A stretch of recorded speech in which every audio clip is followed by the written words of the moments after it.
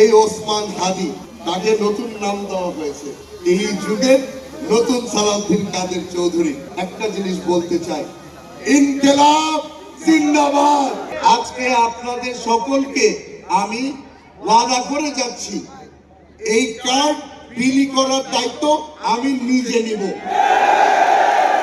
এই কার্ড বিলি করার দায়িত্ব নিচ্ছি, কারণ মানুষে অনেক কিছু বলতে পারে। সালাউদ্দিন কাদের চৌধুরীর ছেলেকে কোন সময় চোর বাটপাট ডাকতে পারবে না। আপনাদের থেকে আমি আজকে কিছু দোয়া নিয়ে যেতে চাই। দোয়ার সাথে আমি আপনাদের থেকে কিছু ওয়াদাও নিয়ে যেতে চাই। আগামীতে আপনারা যদি আমাকে সংসদে পাঠান, তাহলে কিছু শক্ত সিদ্ধান্ত নেব। আপনাদের দিকে ওয়াদা চাই, শক্ত সিদ্ধান্ত নিলে আপনারা আমার পাশে থাকবেন। মাদক মুক্ত রাঙ্গুনিয়া করতে হলে আপনাদের সকলের সহযোগিতা লাগবে আমার। এই অবৈধ পানি ব্যবসা বন্ধ করতে হলে সকলের সহযোগিতা লাগবে আমার। এখানে যারা উপস্থিত আছে সকলেই জানে, আমি যখন আয়না ঘরে ছিলাম 3 দিনের মাথায় বেগম খালেদা জিয়া এবং তারেক রহমান সাহেব আমাকে দলের নির্বাহী কমিটির সদস্য বানান।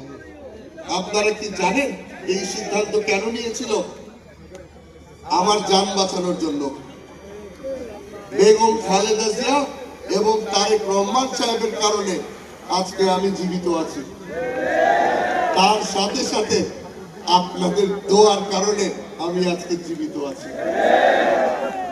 আমি অনুরোধ করব, যতদিন আল্লাহ হায়াত দিয়েছে আপনাদের দোয়া যেন আমার সাথে থাকে।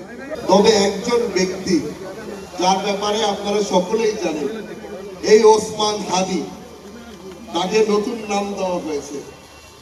এই যুগের নতুন সালাউদ্দিন কাদের চৌধুরী।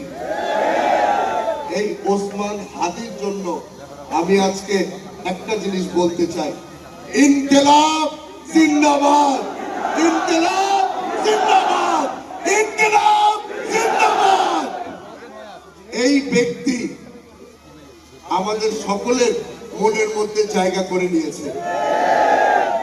এই ব্যক্তিকে আমরা কোনো সময় ভুলব না।